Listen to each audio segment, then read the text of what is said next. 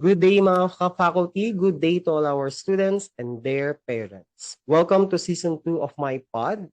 This is also known as the podcast with me as your host.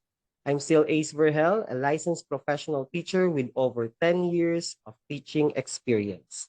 At ito ang podcast na gawa ng isang teacher para sa mga teachers at para sa mga lifelong learners. Today, we are going to talk about introversion or pagiging introvert. Ano nga ba ang introversion at sino-sino yung mga introvert? At paano kaya ito magagamit sa ating daily living and sa ating career? Yan. Maganda nito, babalikan natin ang isa nating favorite, one of our favorite guests. Wow. Balikan natin siya from episode 18 to 19 ng ating weekly podcast. Sa episode na Pursuing Passion and Purpose with Book Writing Coach. And then meron din tayo yung episode 19 niya na Every Book Has Been Written Except Yours. That was published March 2022. So 8 months ago. Kamustahin natin si Miss Jaizy Tanawe. Hi Miss Jaizy. Ayun. Hello po, Sir Ace. It's good to be back. Good to be back po talaga, di ba? After how many months? Ayan. Kumusta muna tayo? Anong mga bago sa'yo since our first interview? Ayun. 8 Sobrang months ago. dami. 8 months ago. Ang dami talagang changes, no? Like, siguro even if a month ago lang siya. So, for me, right now, ang nag-iba is that I am pursuing full-time talaga yung pagiging author ko, book writing coach, and a speaker, and I have more time for other things as well. So that's what I do last time kasi when you interviewed me, sobrang busy pa din sa speaking engagements, but then at saka may mga kino-coach ako na aspiring authors. However, I was employed 8 to 5. So medyo may may limit din siya sa kaya kong gawin. So I think yun yung biggest changes for me as of this moment. Oh, so meaning full-time ka na sa ginagawa mo as book writing coach as of Yes today? po. Or you still have, how about your day job before? Wala na siya. So parang nag-focus na talaga ako in coaching aspiring authors, especially dumadami na din sila. So really I have to give time dun sa ginagawa ko yun. And it gives me fulfillment and joy. So why not give it a chance? Yun. Yeah, yun. Di mas maganda. Mas tutok ka na ngayon dun sa talagang gusto mong ginagawa. Maganda. Yes. Yan. Sana all. Sana all talaga. Pero parang 8 months ago, I think you're still in the process of finishing the book, The Confessions of an Introvert. Am I right? Yes, opo. Sobrang yes. Parang medyo na-stuck ako because I was like, parang paano ko ba ito sisimulan? How do I... nasimulan ko na siya actually. There was introduction, title, pero hindi ko siya matuloy-tuloy.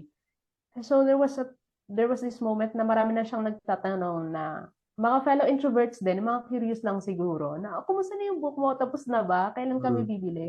And that kind of parang pushed me to reflect na ayoko nga, kailangan ko palang tapusin yon. So I gave myself some time para tapusin talaga yung introvert and launch it. So we launched it June this year. So just few months after nung last interview natin, it was March, April, May, June. So parang more or less 3 months. Yun.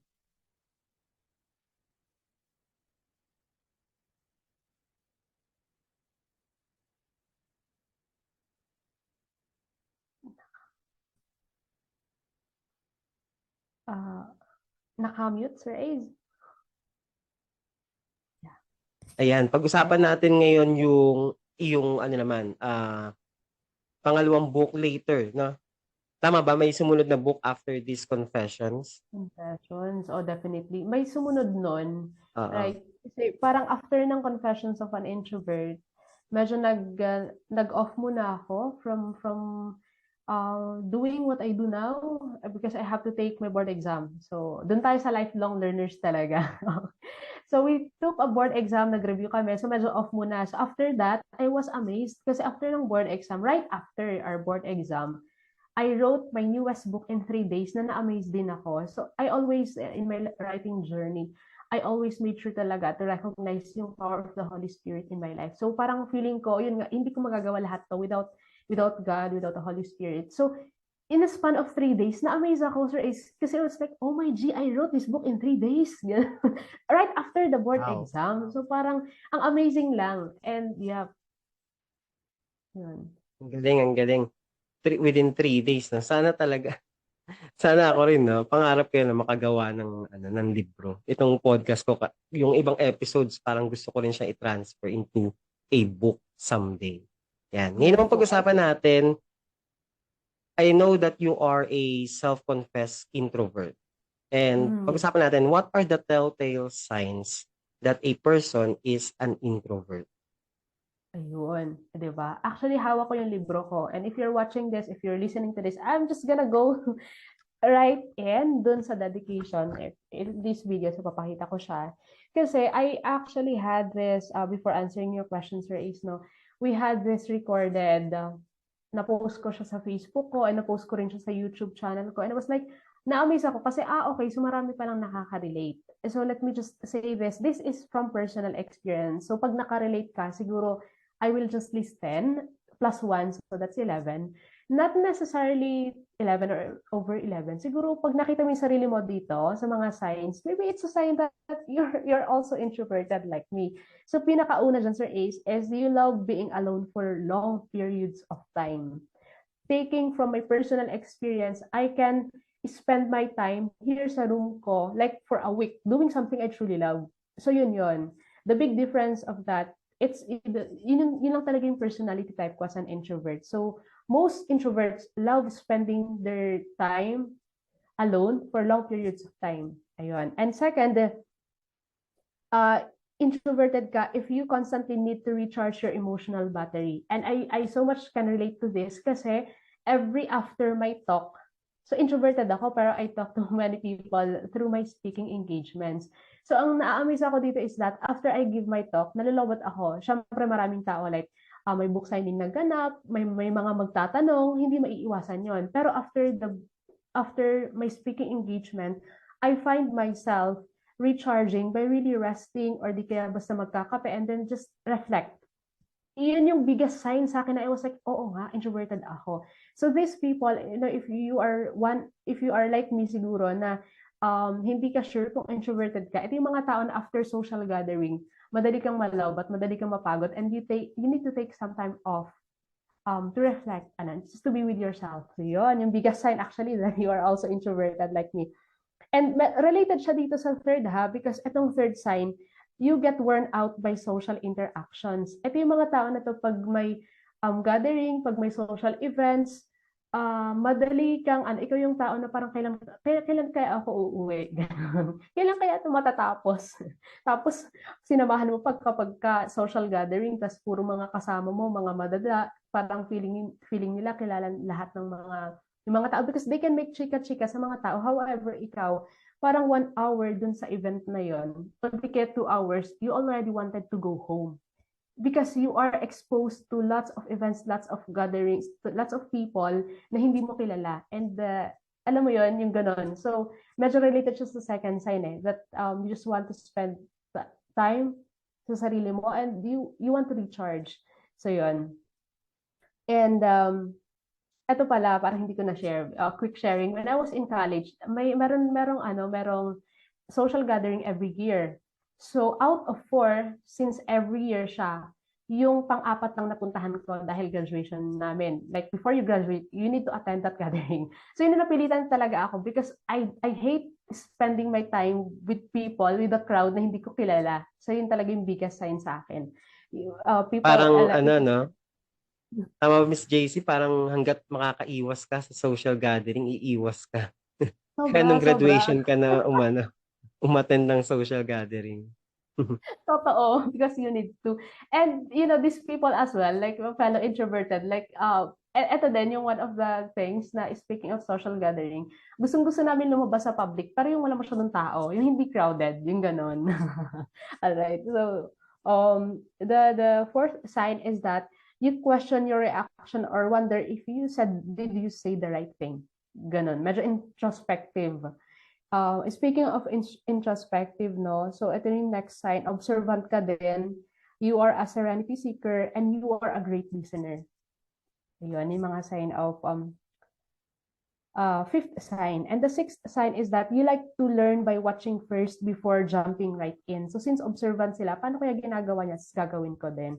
Hindi agad-agad sila yung jump right in. They wanna observe in general, kasi ako very true sa akin na gusto ko may makagawa muna bago ko gawin. And seventh is that introverts prefer interacting on a one-on-one basis over a large group setting. So tama din ito because I remember when I was in high school, kapag ka maraming tao nagtatanong, yung alam mo yung mga ito yung mga katulad ko din na I rather ask my teacher after the class rather than raising my hand and asking it, tapos naka-expose ako sa mga classmates ko, baka pagtawanan ako or something like that. So, I find it like parang fascinating nung na-discover ko na introverted ako. I was like, oo nga, kaya pala ganun yung actions ko when I was in this kind of situation, ganun. So, medyo naiintindihan ko yung sarili ko of where I'm coming from. Ayun. Ang And, hintay mo muna yung mga classmate mo na magsipag-alisan. Saka mo totoo. kakausapin yung teacher. Super, oo. Parang, yes, Mahiyain totoo talaga. yan. Mm. Oo. So, yun. Next is, these people, introverted people like me, likes to keep your opinion to yourself unless someone asks you what you think. And this is also true for me.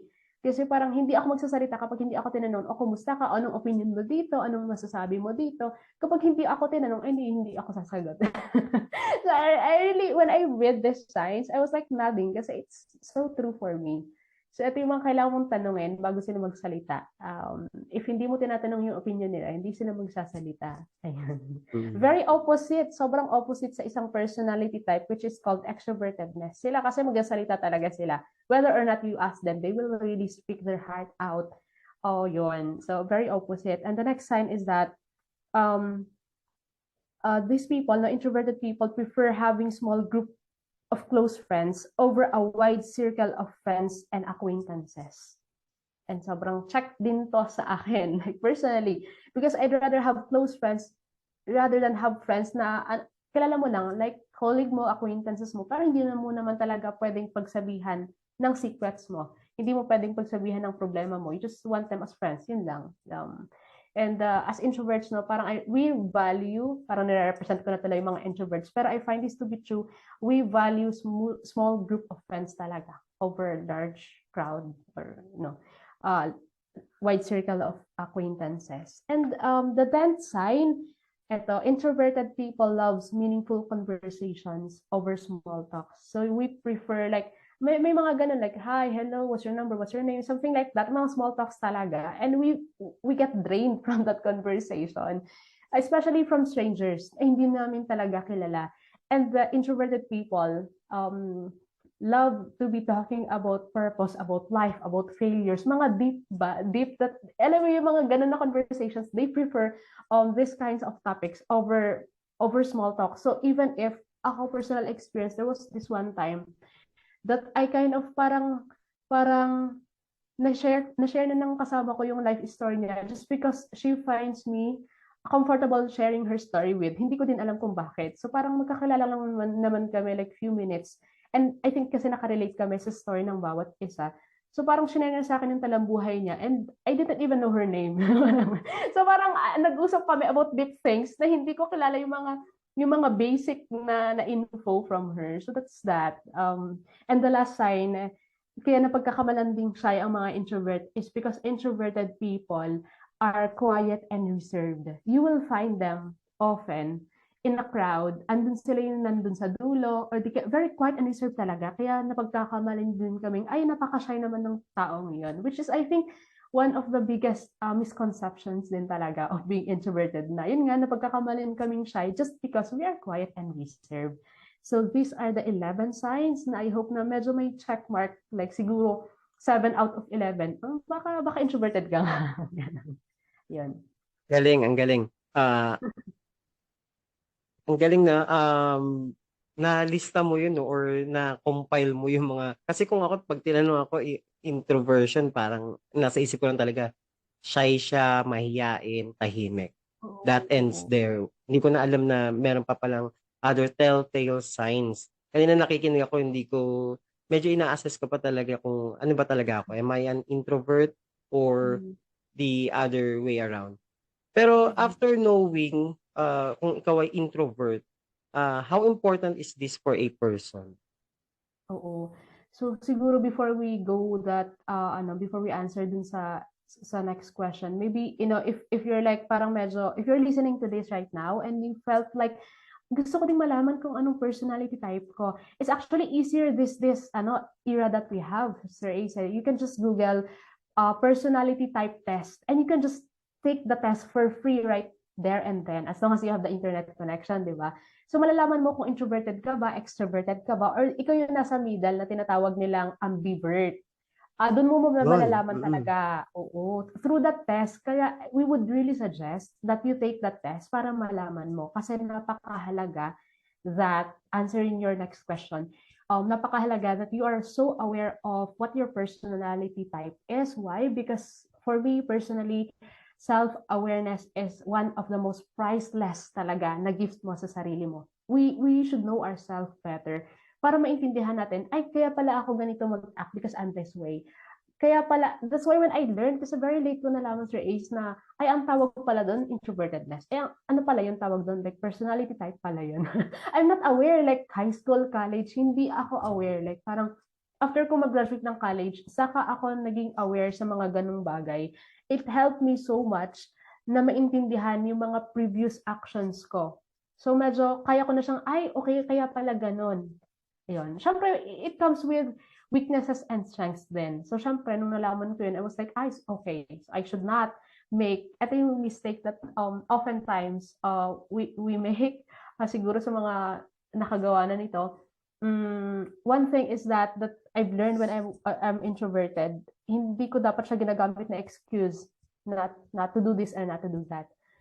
Because as introverts, we have the tendency to syempre kami nga is like parang napagkakamalan kaming shy or we don't speak our ideas out, di ba? So parang yun na din yung parang, ay, introverted ako, so parang doon na lang ako. Like we use that being introverted as an excuse not to do something about it.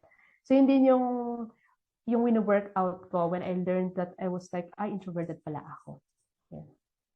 Yan, naririnig ko nga yan, ginagawa yang excuse yung pagiging introvert. Ay, introvert Sobra. kasi ako. Parang, yung iba tuloy, Yeah, nami-misinterpret sila.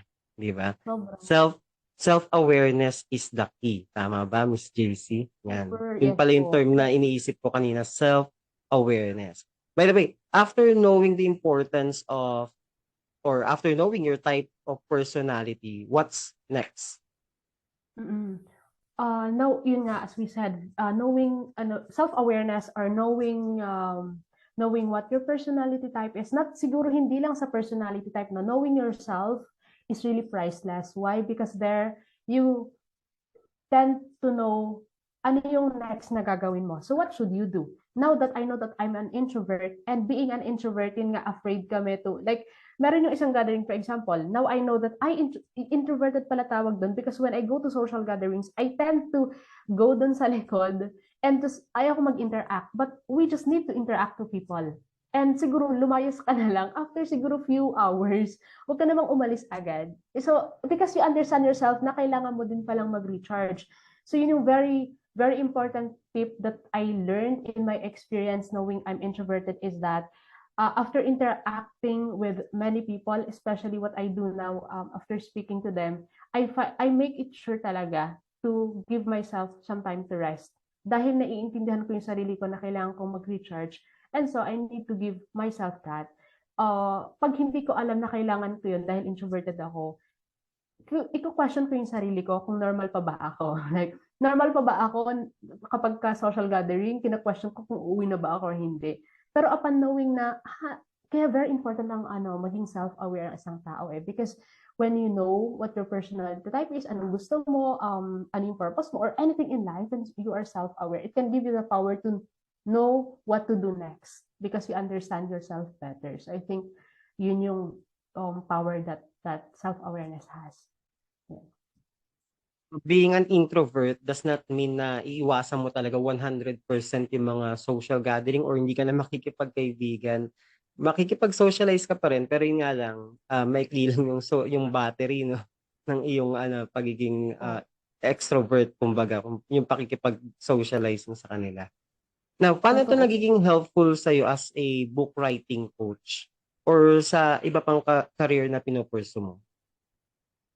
Etong ano, I would love to really focus more on self-awareness because yun nga, since nalaman ko na paano kaya, kasi ito yung question that I oftentimes receive when I speak because young ones, are really, ito yung mga audience ko talaga, the youth, the students. So they ask me, Ate Jaizy, paano yan? Like parang sabi mo mahiyain ka sa dati. Kasi talagang mahiyain ako aside from being introvert. Paano mo nagagawang magsalita sa harap ng maraming tao? So parang ang tinatanong actually nila, Sir Ace, is that, paano kumapal yung mukha mo? Ganun. As a basic question that they are asking me. So because I always share with them na you just have to put yourself out there despite your personality type. You don't make it as an excuse. So parang yun.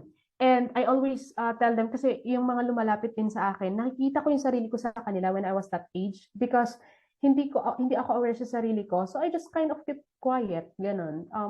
That's why the book title is Confessions of an Introvert: How to be Limitless Even if You're Shy and Introverted. Kasi naniniwala ako na kapag aware ka sa sarili mo, you can become limitless. And in this book, I also shared na kung yung mga actors, may mga actors and actresses tayo who usually, di ba, nasa big screen sila, nasa small screen, nag-MC din. And yet, they confess to be introverts. So hindi yun yung reason. If you really find yung talagang sino ka, like if you're really self-aware, then you can be really limitless no matter what your personality type is. So hindi mo kailangan, ay kasi nagagawa na yun kasi makapal mukha niya, o di kaya nagagawa na yun kasi extroverted talaga siya, or like people talaga, pang masa talaga kasi siya. So something like that. And I hope if you're listening right now, no matter what your personality type is, really have that. Pag hindi mo pa alam kung ano yung personality type mo, it's really important to dig deeper and ask yourself and know more about yourself by putting yourself out there every single day. Ayan. Amazing din si Miss JC, no? Nung nagka-cam ka sa mga speaking engagement, humaharap ka sa public, being an introvert, no? Parang napaka-opposite ng ginagawa mo sa personality type na. Pero nagagawa mo siya, na-execute mo yung mga seminars, yung mga workshops. Yes. Napakagaling. Okay, now, what are the advantages and disadvantages ng pagiging isang introvert based on your Mm. experience? Oo, pag-usapan natin yung based on my experience. Kasi alam ko, naniniwala talaga doon at iba-iba talaga, di ba? Baka mamaya, ay, iba yan. Parang hindi naman yan totoo. Ganun. So this is based from my experience. So yung advantage ng pagiging introvert is, eto hindi galing sa akin actually. It was galing sa friend ko who is a self-confessed extrovert na actually sobrang evident because of her action na extroverted talaga siya. So sabi niya, one of the advantages is that, introverts are seen as proper, prim and proper, alam mo yung intelligent, samantalang kami na extroverted is, I'll just compare yung based from her a description. Samantalang kaming mga extrovert is na pagkakamalang hindi nag-iisip bago magsalita, mga taklesa, mga ganon. That is from her definition because my friend recently wrote her book as well about the troubled extrovert. So medyo opposite kami talaga and we discussed these things. So sabi niya yun nga, one of the advantages is yun. And disadvantages actually marami din. Pero kasi disadvantages, you are seen as shy, you are seen as quiet and reserved and this and that kasi yung one of the biggest siguro from my experience is that you are seen as like wallflower lang siya. Kasi nga, we tend not to voice out our opinion, yung parang hayaan mo na lang, ganun. And it all boils down, etong advantages and disadvantages, it really boils down to really when you know yourself better, when you are self-aware, you can use this as your power to be limitless in whatever you pursue, in whatever thing you want to do in your life. So, yun. Because lahat naman ng personality type may disadvantage and advantages eh. So, it's just a matter of using what you have, what your strengths are to your advantage in order to become a better person for the people you truly love. Ayan. Yun, ang ganda nun. For the people you truly love. Wow. Okay. Sa iyong book writing journey, nagamit mo syempre yung pagiging, I think naging advantageous sa yung pagiging introvert, no? Kasi as a writer. Sobra. Pero, Oo, kaya lang kailangan naman siyempre ipo-promote mo yung libro mo, 'di ba? Ngayon meron ka namang speaking engagement, ngayon kailangan mo naman lumabas sa iyong comfort zone, 'di ba? I think, some of the ano 'no, dagdag yun na disadvantage 'no, as an introvert 'no, pero nakaya mo 'no, naging So, limitless ka nga. Now, what are the challenges naman na experience mo? ang i-relate ko siguro to Sir A sa recent experience that I had since I do live right now. Actually, during the pandemic, I had this 30-day interview na live with people na hindi lang basta friends ko. Some of these people are really like famous in a way. So parang how do I do that? Mahiyain nga talaga ako. So even if like online, medyo andun pa rin yung parang hanggang ngayon, yun pa rin yung challenge ko. Like every single time that I go live, people don't see this. They just see the results, 'di ba? Pero hindi nila nakikita yung behind the scenes of what is really happening. So ang struggle ko being introverted as I am, I usually, very recent, when I go live, because ito yung challenge ko sa sarili ko, when I go live, I usually like kind of look at the button, tapos mag-live na ba ako, hindi, mag-live na ba ako, hindi. Yun yung struggle ko, like pushing really the live button and just going live and just going out there. So yun yung struggle ko. That's why during the pandemic, challenge ko yung sarili ko to have this thing called the 30-day interview series, yung live talaga siya. Like, I did it for 30 days, even if struggle talagang signal sa amin at brown out. Like, almost, like, hindi talaga yun mawawala. But, there. So, hanggang ngayon, challenge po rin siya sa akin since I go live on YouTube.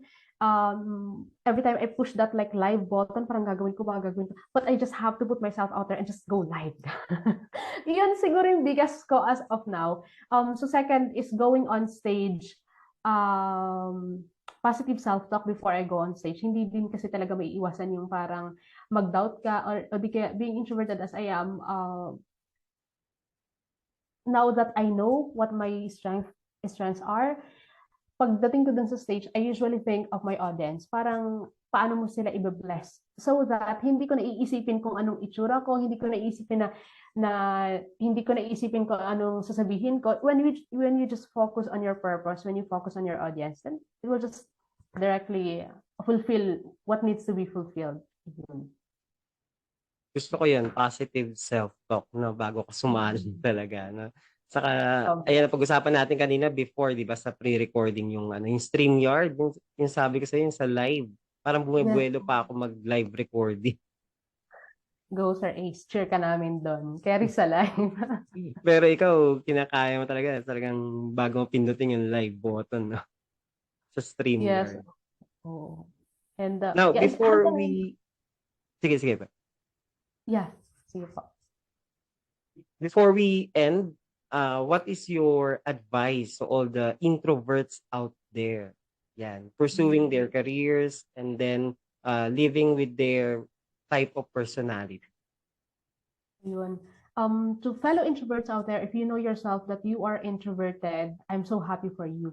Because the start of being limitless is knowing yourself better. If you don't know yourself, you look for yourself talaga. Iba tinatawanan nila yun. Like parang, I need to look for myself. Tapos parang they make it as a joke. But I think it's not a joke to know yourself better, to have that self-awareness of who you really are.